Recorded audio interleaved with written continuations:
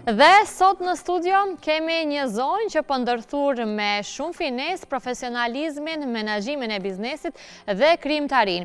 Ajo drejton një kompani dhe paralelisht ka zhvilluar një shërbim të veçantë të tryezave dekorative me catering, duke e kthyer këtë pasion në histori suksesi. Sot do të flasim për rrugtimin e saj profesional, vizionin dhe do të marrim edhe disa këshilla praktike për tryezat e festave. Me shumë kënaqësi, ftoj Nasibe Mexhitin. Përshëndetje dhe mirë se më erdhe e dashur. Është shumë kënaqësi, ti po më vjen me dhuratë sot. Shumë faleminderit, mirëmëngjesi. Është shumë kënaqësi. Me punë praktike, shikues të dashur, mund të shihet saktë, domethënë se si përgatit këto ushqime Nasibja me shumë art në të, po do flasim mëgjërsisht. Ulu, vendi yt është aty, apo më do ulirshëm. Faleminderit edhe një herë që në nderove, sepse është kënaqësi sidomos për mysafirët që i kemi për herë të parë në media. Ne jemi mësuar të shohim profilin tënd në rrjetet sociale, se si përgatiti me shumë fines këto ushqime për tryeza të dekoruara, meqense tani më jemi afër edhe festave të fund vitit dhe janë më së të nevojshme t'i kemi në shtëpi. Faleminderit shumë edhe një herë për ftesën. Është shumë kënaqësi. Nasibe, për gjithë ata që nuk të njohin, ne përveç se jemi mësuar t'i shohim në rrjetet e tua sociale këto ushqime që i përgatit, unë e di që ti je një zonjë shumë e suksesshme, një vajzë shumë e talentuar që ka arritur të menaxhoj edhe kompaninë tënde private tani e disa vite, por që do flasim mëgjërsisht. Kush është Nasibe Mexhiti për gjithë ata që nuk e njohin? Mexhiti, më falni. Mexhiti, më fal, po. Nasibja në fakt jam shumë njeri thjesht, më shumë mundohem punojnë vete, zhvillohem dhe merrem me qetësim familjare. Pra aq. Po, kompania yte që drejton që sa kohë bë që je faktikisht menaxhuese? Menaxhuese në fakt është tradit nga babai, është prodhimtari e kafes. Që ndërlidhet sa do pak me këtë... Po, me ushqime, dhe sa di unë prej në fëmijëri kam punë me kafe, ushqime dhe ndoshta edhe prej aty më ka lind pasioni për ushqimet, kreativitetin. Po, me qenë se të menaxhosh një kompani nga një vajzë nuk është as pak të lehtë, unë jam e bindur që të ke edhe mbështetjen familjare dhe kjo e bën automatikisht më të lehtë pastaj edhe qasjen edhe me klientët edhe me njerëzit përreth që ke. Tani e shumë vite ti e di, edhe pse je një vajzë e re, por me pasion dhe me ëndra shumë të mëdha për të arritur në sferën e gastronomisë në këtë rast. Ti pastaj vendose që këtë përvojë tënde me kompaninë tënde ta sjellësh edhe në një biznes tjetër i cili ka bërë bujë të madhe muajve të fundit, sidomos në rrjetet sociale, pra pasionin tënd me dekorimin e këtyre ushqimeve që vetë se na ke sjellë një nga këto. Po si lindi ideja që të merresh me këtë punë? Në fakt ka lindur shumë spontanisht. Është si pasion. Unë gjithmonë i kam pas qejf detajet, dekorimet. Edhe kjo thjesht erdhi kështu spontanisht. Nuk është diçka që e kam planifikuar prej më parë. Është thjesht një dëshirë ime. Ke filluar fillimisht ndoshta për familjarët të përgatitësh tryeza, ti dekorosh, si ka nis kjo? Kur e kom pa që diçka që mu më duk shumë e thjesht, ato kanë thënë, wow, shumë bukur e ke bërë. Ndërsa nga syrit të është dukur normale? Normale, thjesht, po, sepse nuk e kom pa kreativitetin tim, mua më është dukur shumë normale, dhe prej aty mendova që t'ja filloj edhe me kënd. Kush ishte personi që të shtyje dhe që ti duhesh të fillosh më profesionalisht me këtë pasion? Mbështetja ime më e madhe ka qenë bashkëshorti dhe familja ime në çdo hap. Ata kanë qenë mbështetja ndoshta edhe për të filluar dhe për të zhvilluar, pastaj dhe për ta bërë si një brand tëndin. Facebook tani më është një brand, unë sa e di në rrjetet sociale, nëse dëshirojmë që të porosisim diçka, automatikisht në shkon dorat e Facebook dhe i shohim këto ushqime me shumë finesë dhe me shumë art të përgatitura. Po më thuaj, sa punë dhe kohë ka prapa një dekori që ne vetë se finalizimin mund të shohim? Shumë se sa që duket. Domethënë merr afër një orë, një bord si që shihni këtu. detajet, ngjyrat duhet të personalizohen. Edhe varsisht nga festa, besoj. Po, për eventet e mëdha, do me thonë, duhet shumë më shumë, por për këtë diku 1 orë. Kjo këtu që e kemi, do me thonë, ka kërkuar rreth 1 orë. Po. Ja, edhe regjia është duke fokusuar dhe duke parë se sa bukur duket ky box tu me këto ushqime cateringu. Po, ne gjithsesi kemi edhe fotografit, i kemi rezervuar disa nga ushqimet tua që i ke përgadit, nga një sipërmarrëse e suksesshme tani edhe në kuzhinë gjithë ditën besoj, ja, duke përgatitur këto me shumë dëshirë. Po, ndonjëherë po. Po si po arrin që ti balansosh të dyjat, edhe në kompani të jesh aktive, edhe pastaj me porosit që i ke vazhdimisht? Mundohem gjysmën e ditës në kompani, gjysmën e ditës ta dajmë për porosit. Ne i kemi edhe fotografit, ja, jemi duke i parë tani dhe mendoj që edhe shikuesit e kanë të qartë se për çfarë jemi duke biseduar, disa nga këto porosit tua që tani më i ke realizuar dhe i kemi në rrjetet sociale. Shohim një kombinim të hatashëm të ushqimeve këtu, të ndryshme, shohim edhe pemë dhe disa nga frutat e thata, ambëlsira dhe kështu me radhë. Po si arrin që ta gjesh atë balansin e kombinimit, Nasibe, sa është e vështirë që ti kombinosh, apo varësisht nga dëshira e klientit? Une fillimisht bazohem tek djathtrat më shumë dhe pastaj shkoj me vizionin tim. Nuk bazohem ndonjë foto të bëj copy-paste, sepse asnjëherë nuk më përfundon mirë ashtu. Më shumë si e kam menduar vetë, edhe ashtu e përfundoj gjithçka del perfekte, sepse kështu kur mundohem të bëj diçka njëjtë si foto të tjetër kujt, asnjëherë nuk del siç duhet. Po, thjesht nisësh me atë qëllimin se vetë do e krijosh. Po, e kam kokë edhe mundohem ta bëj ashtu si që mendoj une.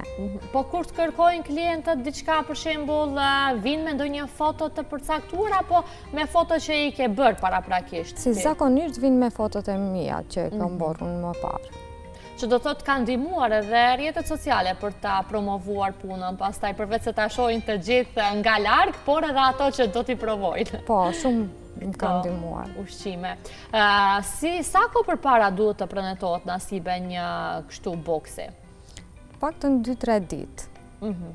2-3 ditë përpara. Po, nëse është për event vogël, do me thonë për një boks mundet edhe një natë para, por evente më të mëdhaja 2-3 ditë para është mirë. A ka presion kështu nga klientët, koha, detajet, si i menaxhon? Po, shumë presion nga, por mundohem gjithçka të bëjmë më para, me kohën të bëjmë. Mos e sjell gjithçka në minutin e fundit, sepse ka presion shumë, detajet më mirë i menaxhoj ashtu. I përgatit kryesisht vetë, apo ke një ekip që të ndihmon për rreth? Për eventet të mëdha kam njerëz që bashkëpunoj, që më ndihmojnë. Por kryesisht i bëj vetë, për eventet vogla. Për eventet e vogla. Për çfarë është interesimi më shumë, Nasibe? Është për boksat, si që është këtu boksi që e shihni, më shumë interesimi është për këto. Do me thonë për mbrëmjet, eventet vogla, familjare. Përveç që duken shumë të shijshme, këtu është e rëndësishme që duken detajet dhe estetika se si i kombinon.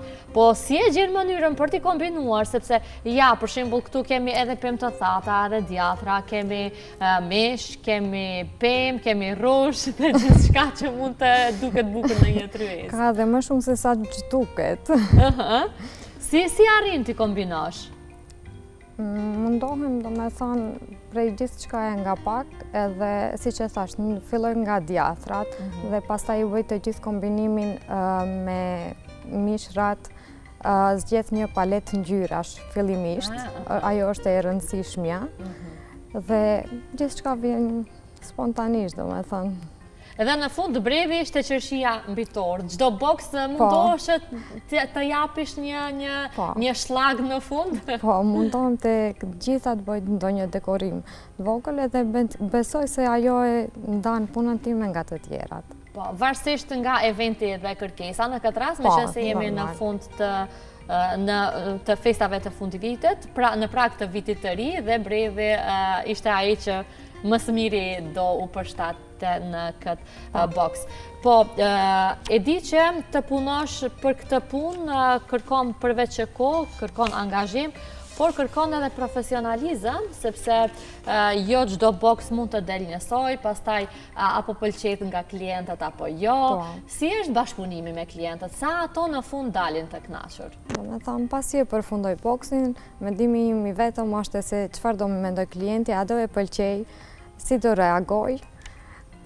Do me thonë, kënaqësia ime është kur thonë, wow, shumë e bukur ka qenë. Mendoj që ajo është emocioni më i madh për ty pastaj. Po, emocioni më i madh është reagimi i klientit. Dhe vlerësimi që është shumë i rëndësishëm, sigurisht dhe të motivon më shumë për të vazhduar edhe me këtë punë. Meqense viti i ri po afrohet, çfarë sugjeron për tryezat e fundvitit? Çfarë duhet të mos mungojë në asnjë tryezë?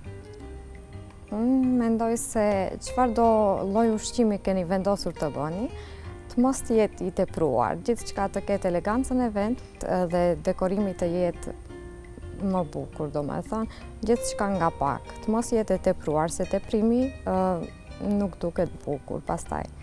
Që do të thotë je më shumë minimalistike, a? Jo shumë minimalistike, por të jetë gjithçka e balancuar. Po, përveç këtij boksi që kemi këtu, përveç këtij për shembull që është i nevojshëm në tryezën e vitit të ri, çfarë do kishe preferuar tjetër të ketë përreth për shembull ky boks? Domethënë mund të ketë krekera, ushqimet siç janë fried fingers, onions, ashtu, domethënë para haje më shumë. Para haje. Po.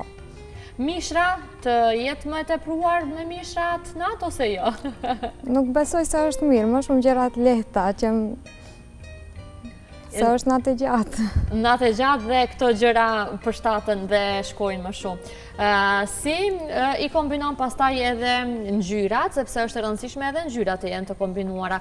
Për shembull në këtë boks shohim shumë ngjyra, një laramani të ngjyrave, por unë e di që në bokset e tjera ndodh që t'jetë një ngjyrë më shumë në fokus të gjithë boksit. Po, unë çdo herë, siç e thash edhe më parë, mundohem një palet të ngjyrash të zgjedh.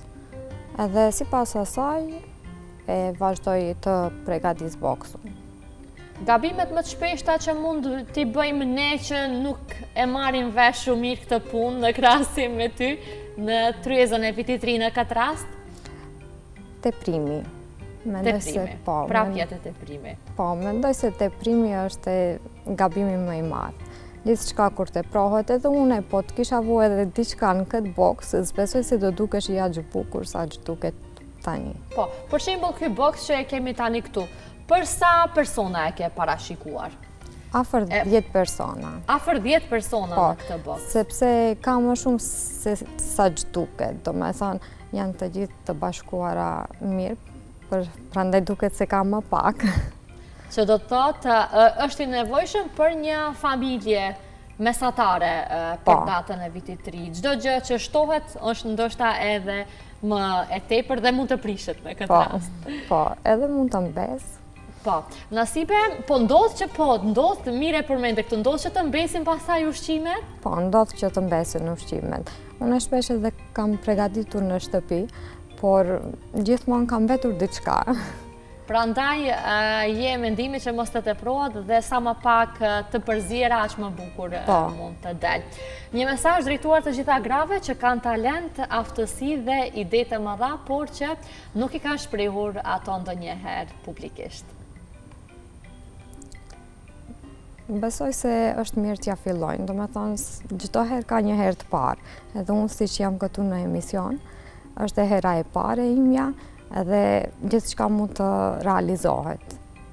Ishte e lehtë kjo intervistë ose jo? As pak.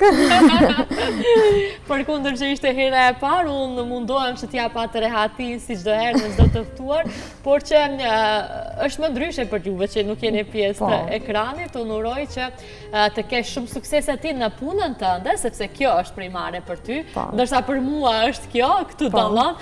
Unë jam e bindur që ti do vazhdosh të kesh sukses ashtu siç e ke suksesen deri më tani në këtë punë dhe në menaxhimin e kompanisë tënde private. Të uroj shumë suksese dhe të na vish edhe me dekore të tjera me fotografi që jemi mësuar t'i shohim çdo herë. Faleminderit edhe juve shumë për ftesën. Ishte kënaqësi shumë të jem këtu sot me ju. Ishte kënaqësia e dy fish që ta nisim këtë mëngjes së bashku. Faleminderit. Atëherë, të dashur miq, ishte kjo biseda realizuar me Nasibe Mexhiti, një vajzë shumë e talentuar, e cila përveç se menaxhon kompaninë e saj private, ka arritur që të fitojë edhe zemrat e publikut me dekorimet e saj në për tryezat e shumta dekorative. Ne bëjmë një ndërprerje shumë të shkurtër me një pikë muzikore për të rikthyer sërish në studio dhe për të vazhduar dhe emisionin më tej me të ftuarin e fundit për sot. Qëndroni me ne.